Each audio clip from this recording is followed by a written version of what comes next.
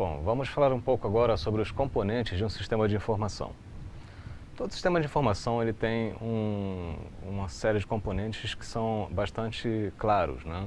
Você tem uma quantidade de dados, uma determinada entrada, um determinado processamento e uma saída, né? Que é a informação que se deseja. Nesse meio, você tem que ter também um sistema qualquer de armazenamento, no qual esses dados podem ser gravados, sejam eles na forma bruta ou sejam na forma consolidada, já definindo a informação desejada. Bom, cada parte vai ter diferentes formas, né, de se obter. A entrada, por exemplo, pode ser uma entrada via teclado, pode ser a entrada de áudio, de vídeo, ou pode ser uma entrada qualquer, até mesmo através de rede, né? A saída, ela pode ser uma saída gráfica, pode ser uma saída impressa, ela pode ter diferentes tipos de saída, né? O processamento em si normalmente segue um ciclo comum, mas com diferentes processadores, e o armazenamento segue diferentes estratégias, né? Bom, um elemento presente nos sistemas de informação, é claro, são os recursos humanos, né? Sistemas de informação não existiriam se não tivesse como objetivo satisfazer as necessidades humanas, né? Você tem dentro de uma rede de um sistema de informação os usuários, que são a ponta, né? Normalmente são a origem e o alvo de todo o sistema. Você tem os desenvolvedores, né, que vão criar todos os sistemas. Você tem gestores, né, vão gerir esse sistema, vão gerir o desenvolvimento, tem diferentes enfoques nisso. Você tem um setor normalmente de manutenção, referente a toda a parte de hardware, a parte física do sistema. E você tem suporte. Normalmente você precisa de uma equipe de suporte para poder satisfazer as necessidades, as dúvidas do usuário. Bom, além dos recursos humanos, é claro, eu tenho o hardware. O hardware se refere à entrada, né, à saída, ao processamento e ao armazenamento de forma física, né? Quais hardwares de entrada nós podemos observar, né? Isso é bastante claro. O hardware de entrada normalmente é o quê? Qualquer coisa que te dê um sinal de entrada para o computador, para o sistema. Esse hardware normalmente é um mouse, um teclado.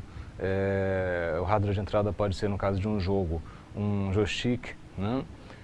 Até mesmo a gravação de áudio pode ser um hardware de entrada.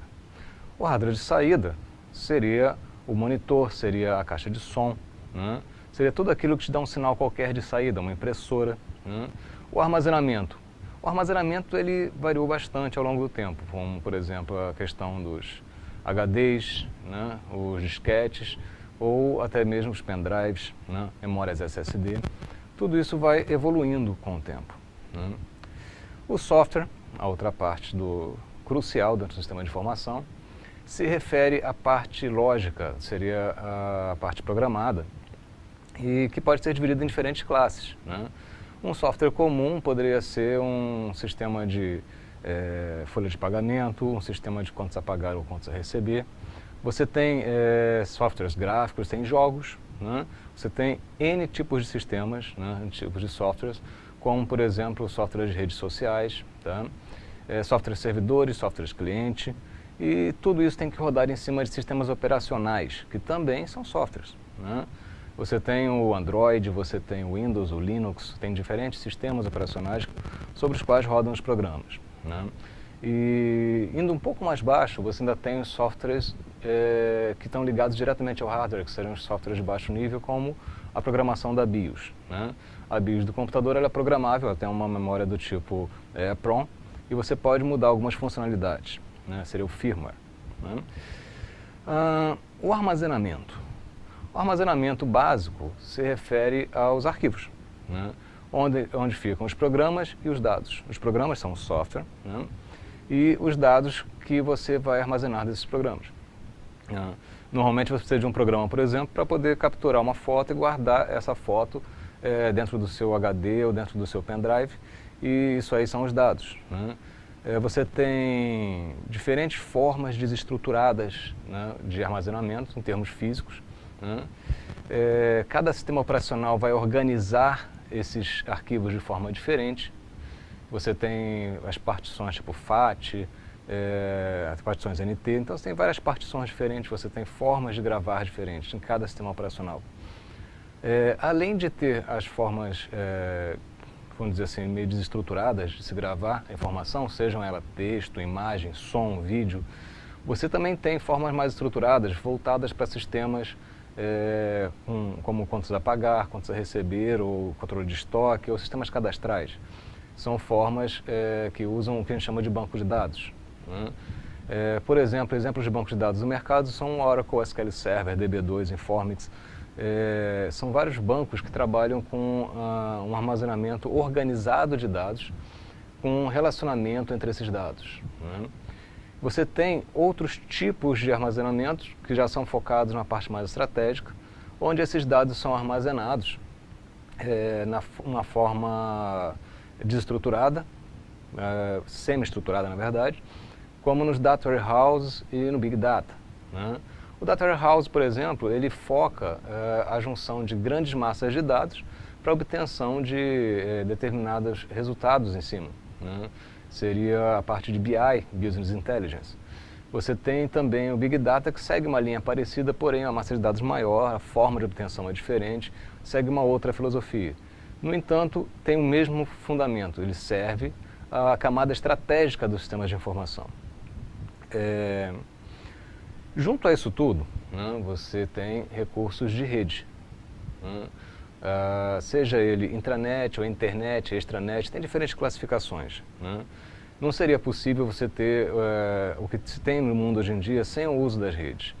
E dentro desse ambiente, ele faz parte, é um dos componentes do sistema de informação, que seriam as redes, interconectando servidores, interconectando o cliente a seus servidores, permitindo com que os dados sejam compartilhados entre várias pessoas. E para organizar tudo isso, eu ainda preciso ter uma série de procedimentos e estratégias de desenvolvimento. Um sistema segue várias fases, desde o planejamento, desde a análise de recursos, de requisitos, você até chegar ao que se chama do software, que seria o programa final. Envolve muitas pessoas e tudo isso acaba por gerar necessidade de uma série de procedimentos específicos. Procedimentos relativos à forma de se entrevistar um usuário, procedimento relativo à forma com que você vai organizar a modelagem do sistema, procedimento relativo à forma como você vai controlar esse sistema, fazer a fase de testes, como vai analisar tudo o que está acontecendo ao redor do sistema. Algumas técnicas muito conhecidas, por exemplo, são o RUP, o Rational Unified Process.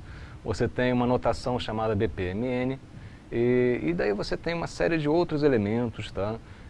Técnicas orientadas a objeto, técnicas de entrevista, técnicas de segurança. Tudo isso são procedimentos e técnicas que devem ser considerados na concepção de um sistema de informação. Um exemplo simples é a forma com que você vai começar o desenvolvimento. Você vai desenvolver esse cara em cascata, você vai começando a criar depois cria outro elemento, depois cria outro, você vai prototipar, se você vai prototipar ou não. A forma de se desenvolver pode ser diferenciada. Vai desenvolver de maneira modular, vou desenvolver um módulo de cada vez. Tá? Então, assim, tudo isso tem a ver com os procedimentos e as técnicas que serão utilizadas no desenvolvimento do sistema de informação. Então, consolidando tudo isso, o que a gente tem dentro do sistema de informação são recursos humanos, são todas as pessoas envolvidas nas diferentes fases do sistema, sejam ele na concepção ou no uso, ou até mesmo na organização e gerência. Você tem o hardware, que seria toda a parte física, relativa aos equipamentos eletrônicos e tudo mais. Você tem o software, que seria a parte lógica, envolvendo os programas, os sistemas operacionais e os sistemas de uso geral.